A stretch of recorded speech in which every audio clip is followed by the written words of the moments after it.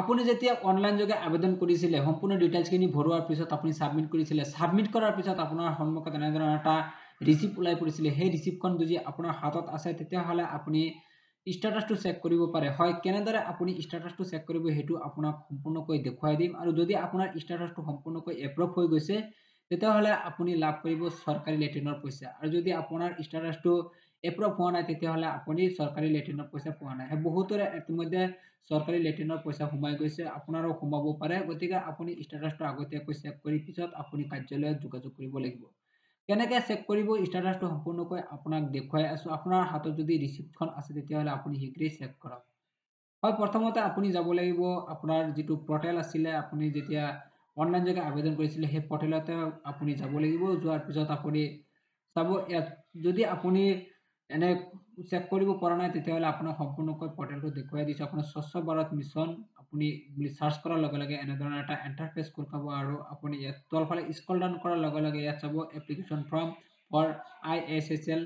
ইয়াত আপোনালোকে ক্লিক কৰি দিয়াৰ লগে লগে আপুনি ইয়াত চাব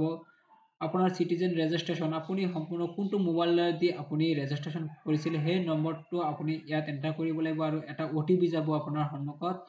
আপোনাৰ মোবাইলত এটা OTP যাব আৰু OTP টো আপুনি এন্টাৰ কৰি দি আপুনি ক্যাপচাটো বহাই দিব দিয়াৰ পিছত আপোনাৰ সন্মুখত এনেদৰে আহি যাব অহাৰ পিছত আপোনালোকে ইয়াত চাব এটো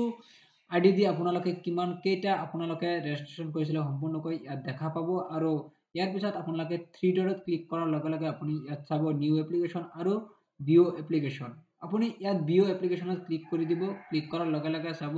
সম্পূৰ্ণ আহি গৈছে আপুনি যেটো আপোনাৰ না হেৰি আছে আপোনাৰ এটো আপোনালোকে ইয়াত ক্লিক কৰি দিব ক্লিক কৰাৰ লগে লগে আপোনাৰ সন্মুখত এনেদৰে ডিটেইলছ সমূহ ওলাই আহিব আপোনাৰ ৰিসিপ্টখন ওলাই আহিব এনেদৰে আপুনি চেক কৰিব পাৰিব আৰু ইয়াত চাওক আপোনালোকে এপ্লিকেশন ৰিসিপ্ট হয় স্ট্যাটাসটো আপোনালোকে দেখা পাইছে এপ্লিকেশন ৰিসিপ্ট এতিয়ালৈকে এপ্ৰুভ হোৱা নাই গতিকে ইয়াৰ টকা এতিয়াও নোহোমাই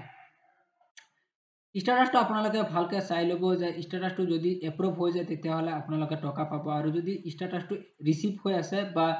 এনেধৰণৰ হৈ আছে তেতিয়া হলে আপোনালোকে টকা সোমোৱা নাই গতিকে এনেদৰে আপোনালোকে স্ট্যাটাসটো চেক কৰি আপোনাৰ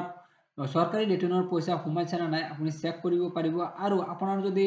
এপ্লিকেশনটো ৰিসিভ হৈ আছে এপ্ৰুভ হোৱা নাই তেতিয়া হলে আপুনি কাৰ্যালয়ত আপুনি যোগাযোগ কৰিব পাৰে ডিপাৰ্টমেন্টত আপুনি যোগাযোগ কৰিব আৰু পঞ্চায়তত আপুনি যোগাযোগ কৰি ডকুমেন্টছ সমূহ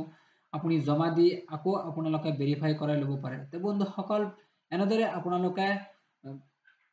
সৰকাৰি লেট্ৰিনৰ বাবে আবেদন কৰা সকলৰ বাবে এনেদৰে আপোনালোকে কৰিব পাৰে তে বন্ধুসকল এনেদৰে আপোনালোকে কৰি লব